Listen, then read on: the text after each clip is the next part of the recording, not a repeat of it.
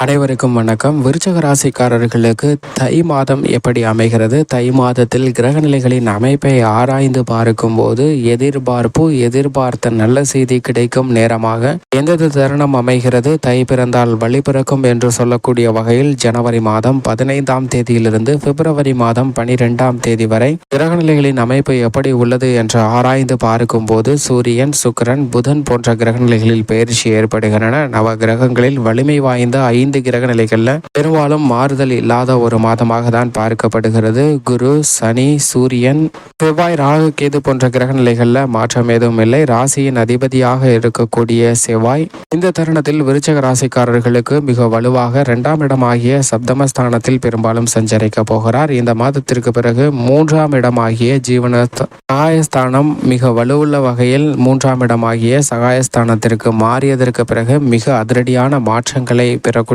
வாய்ப்பு நிச்சயமாக உருவாகிறது. எனவே அதற்கு அடித்தளமிடக்கூடிய வகையில் ராசியின் அதிபதி 2ஆம் இடமாகிய தனஸ்தானத்தில் வீற்றிருக்கக்கூடிய இந்த தருணத்தில் பொருளாதார ரீதியான சிக்கல்கள் வெகு அளவில் குறையும். இந்த மாதத்தின் முற்பகுதியிலிருந்து பிற்பகுதியை நோக்கி செல்ல நீங்கள் முன்னேற்றத்து வாய்ப்பிற்காக காத்து கொண்டிருக்கக்கூடிய பல சந்தர்ப்பங்கள் நிறைந்து கிடைக்க போகின்றன. விளைச்சலும் வருமானமும் அதிகரிக்கும். பொருளாதார ரீதியாக சந்திக்கக்கூடிய பல தடைகள், தாமதங்கள் அனைத்தும் விலகுகிறது. பொருளாதார ரீதியாக முன்னேற்றத்தை பெறக்கூடிய வகையில் புதிய வாய்ப்புகள் நிறைந்து கிடைக்குங்க. தடைகள், தாமதங்கள் அனைத்தும் விலகி திட்டமிட்டதை விட புதிய நிலம், வீடு, வாகனம் வாங்கக்கூடிய முயற்சியில மிகப்பெரிய அளவில் கை கொடுக்கக்கூடிய ஒரு சிறந்த தருணமாக அமைகிறது என்பதை தெளிவாக உறுதிப்படுத்துகிறாருங்க செவ்வாய். அது மட்டுமல்லாது பொதுவாகவே தை பிறந்தால் வழி பிறக்கும் என்பார்கள். அது பழமொழி. அதிலும் குறிப்பாக தை மாதத்தில் அறுவடை திருநாளுக்கு பிறகு வயல்களின் மத்தியில் நாம் ஊடுருவி செல்வதற்கான வழி பிறக்கக்கூடிய ஒரு இனிமையான தருணமாக அமையக்கூடிய மாதம் தான் இந்த தை மாதம் என்று சொல்லப்படுகிறது. அதனின்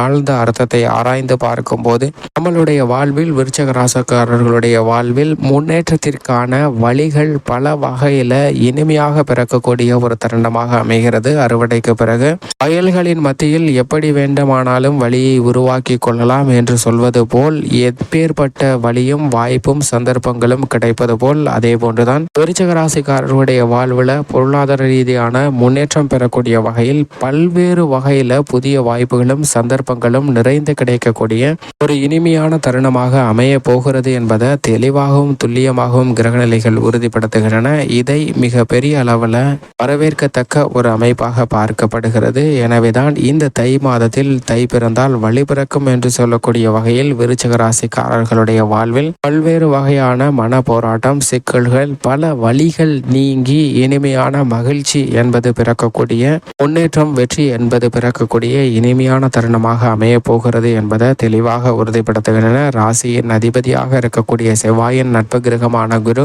மிக வலுவாக ருணரோக சத்ருஸ்தானமாகிய 6ல் அமர்ந்திருந்தாலும் அவர் சஞ்சார தூரத்திற்கு பாதிக்கு மேல் கடந்து விட்டார். எனவே ஆரோக்கியம் சார்ந்த தொல்லைகள் முற்றிலுமாக விலகக்கூடிய ஒரு தருணமாக பார்க்கப்படுகிறது. கடன் சார்ந்த தொல்லைகள் விலகுங்க. மறைமுகமாக உங்களது குடும்பத்திலும் தொழில், உத்தியோகம் என அனைத்து விதமான பணிகளிலும் சூழ்ச்சி செய்த சூழ்நிலையில் மிகப்பெரிய மாற்றத்தை சந்திப்பதற்கான வாய்ப்பு நிச்சயமாக விருச்சக ராசிக்காரர்களுக்கு உருவாகிறது. மனதில் ஏற்பட்ட பல்வேறு வகையான குழப்பங்களுக்கு தெளிவு கிடைக்கக்கூடிய இனிமையான தருணமாகவும், திருமண முயற்சியில காரிய வெற்றி நிறைந்து கிடைக்குங்க.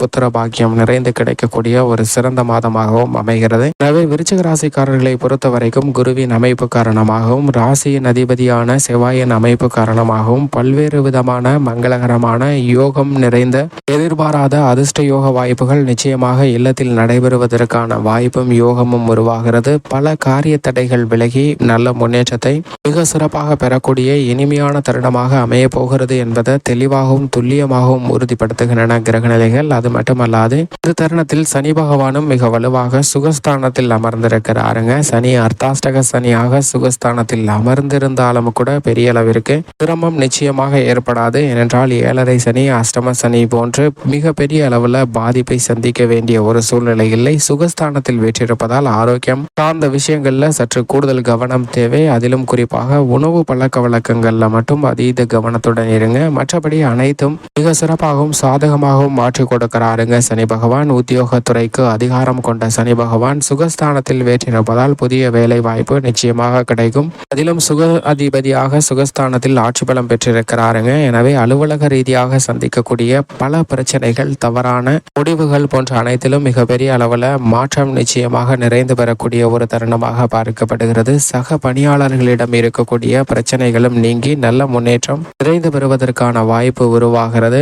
பல சந்தர்ப்பங்களில் தவறான முடிவை எடுப்பதற்கான சூழ்நிலையில் நல்ல முடிவை எடுப்பதற்கான வாய்ப்பை சனி உறுதிப்படுத்தி கொடுக்கிறாருங்க. தொழில்துறையில் உற்பத்தியை அதிகரிக்கும். இந்த தருணத்தில் லாபம் பல மடங்கு உயர்வதற்கான வாய்ப்பு உருவாகிறது. ஆனால் அதே சமயம் சற்று கவனத்துடனும் அளவான முதலீடும் அதீத கவனமும் திட்டமிடுதலும் மிக முக்கியமாக தேவைப்படுகிறது என்பதை சனி உறுதிப்படுத்துகிறாருங்க. பண பிரச்சனைகள் பெருமளவில் குறையக்கூடிய ஒரு தருணமாக பார்க்கப்படுகிறது. இருப்பினும் கடன் கொடுப்பதில் அதீத கவனம் தேவைங்க. கொடுக்கல் வாங்கல் விஷயத்தில் சற்று விழிப்புணர்வு இருந்தால் எதிர்காலத்தில் ஏற்படக்கூடிய பல சங்கடங்களை நீக்குவதற்கான வாய்ப்பை நிச்சயமாக சனி உறுதிப்படுத்த கொடுக்கிறார். இந்த தருணத்தில் மிக வலுவாக சூரியனின் அமைப்பை ஆராய்ந்து பார்க்கும் போது 3ஆம் இடமாகிய சகாயஸ்தானத்தில் சஞ்சரிக்கிறாருங்க. சூரியன் 3ஆம் இடத்தில் சஞ்சரிப்பது முன்னேற்றத்திற்கு முட்டுக்கட்டையிட்ட அனைத்து காரியங்களையும் தவிடுபடியாக்கக்கூடிய ஒரு அமைப்பாக பார்க்கப்படுகிறது. சுக்கிரன் பெரும்பாலும் 2ஆம் இடமாகிய தனஸ்தானத்தில் வீற்றிருக்கிறார். பிற்பகுதியில் சூரியனுடன் இணைந்து 3ஆம் இடத்தில் சஞ்சரிக்க போகிறார். அதே போன்றுதான் வித்தியாகாரமாக புதனும் 3இல்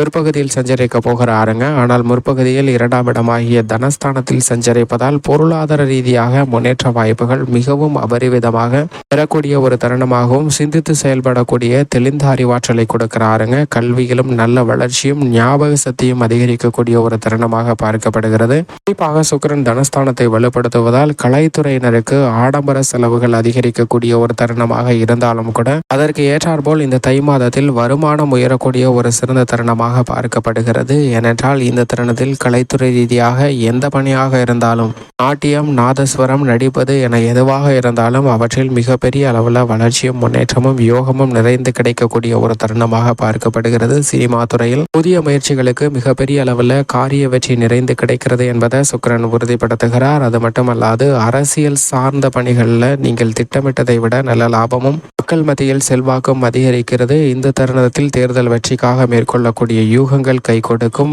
மிக பெரிய அளவில் கூட்டணி மேற்கொள்வதற்கான வாய்ப்பும் உருவாகிறது. உங்களுடைய சிறு செயல்பாடு கூட உங்களுக்கு மக்கள் மத்தியில் பெயர் புகழை தேடித்தரக்கூடிய வகையில் வாக்குகளாக மாறுவதற்கான யோகமும் உருவாகக்கூடிய ஒரு தருணமாக அமைகிறது. சந்திரனும் பெரும்பாலும் சாதகமாக சஞ்சரிக்கிறார். ராகு கேது அதீத நன்மை கொடுக்கக்கூடிய அமைப்பில் கேது லாபத்திலும் ராகு பூர்வ புண்ணியத்திலும் இருப்பதால் பல சங்கடங்கள் நீங்கி மகிழ்ச்சி பிறக்கக்கூடிய ஒரு தருணமாக பார்க்கப்படுகிறது. மேலும் சந்திரனின் அமைப்பும் இந்த மாதம் முழுவதுமே பெரும்பாலும் சாதகமாக உள்ளது. விருச்சிக ராசிக்காரர்களுக்கு பல தடைகள் நீங்கி நன்மை நிறைந்த ஒரு மாதமாக அமைகிறது என்பதை சந்திரன் தெளிவாகவும் துல்லியமாகவும் உறுதிப்படுத்துகிறார். மேலும் விருச்சிக ராசிக்காரர்கள் சாதகமாக மாற்றிக்கொள்ள நிச்சயமாக இந்த தை மாதம் முழுவதும் அருகாமையில் உள்ள முருகப்பெருமாள் ஆலயம் சென்று தீபம் ஏற்றி வழிபாடு செய்யுங்கள்.